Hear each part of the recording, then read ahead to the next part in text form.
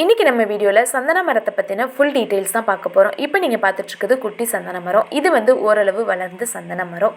சந்தன மரம் இன்னும் நல்ல ஹைட் அண்ட் வெயிட்டாக வளரக்கூடிய பண்பு கொண்டது தான் சந்தன மரம். சந்தன மரத்தோட இலை பார்க்கவே ரொம்ப ஃப்ரெஷ்ஷாக இருக்கும், ரொம்ப க்ரீனிஷாகவும் இருக்கும், ஒரு பாசிட்டிவ் வைப்ஸை வந்து கொடுக்கும் சந்தன மரம்.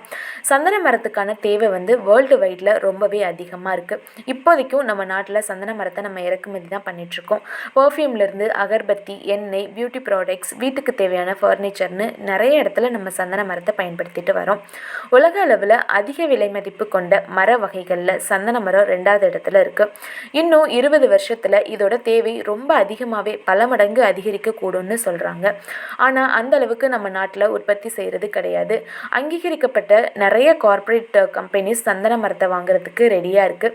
இப்போதைக்கு 1 கிலோ சந்தன மரத்தோட விலை வந்து 12,000 ரூபாய்க்கு போகுது சந்தையில் விற்கப்பட்டு வந்துட்டுருக்கு. ஒரு மரம் சராசரியாக 45லேருந்து 80 கிலோ வரைக்கும் வளரும். குறைந்தபட்சம் ஒரு மரம் 45 கிலோ அப்படி இருக்குன்னு வச்சுக்கிட்டாலே ஒரு மரத்துக்கு 5 லட்சம் ரூபாய் கிடைக்கும். தமிழகத்தை எடுத்துக்கிட்டால் பல இடங்களில் சந்தன மர விதைகள் வந்து கீழே விழுந்து மரங்களாக வளர்ந்துருக்கதை நம்மளால் பார்க்க முடியும். தமிழகத்தில் சந்தன மரங்களை எல்லா பகுதியிலையும் வளர்க்கக்கூடிய சூழல் உள்ளது.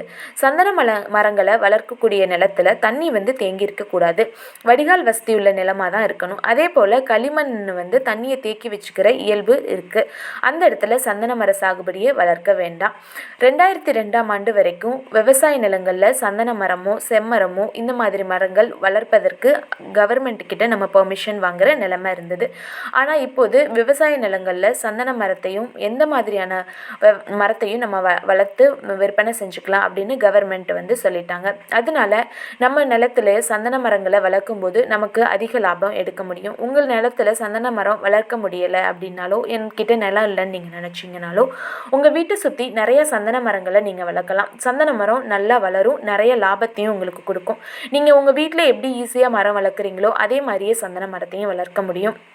அட்லீஸ்ட் ஒரு 2 சந்தன மரமாவது உங்கள் வீட்டில் வளர்க்குற மாதிரி பார்த்துக்கோங்க. இதோட லாபமே ரொம்ப அதிகமாக இருக்கும். இந்த மாதிரி வீடியோஸ் உங்களுக்கு பிடிச்சிருந்ததுன்னா உங்கள் ஃப்ரெண்ட்ஸ் அண்ட் ஃபேமிலிக்கு ஷேர் பண்ணுங்கள். என்னோட வீடியோஸை என்னோட சேனலை சப்ஸ்கிரைப்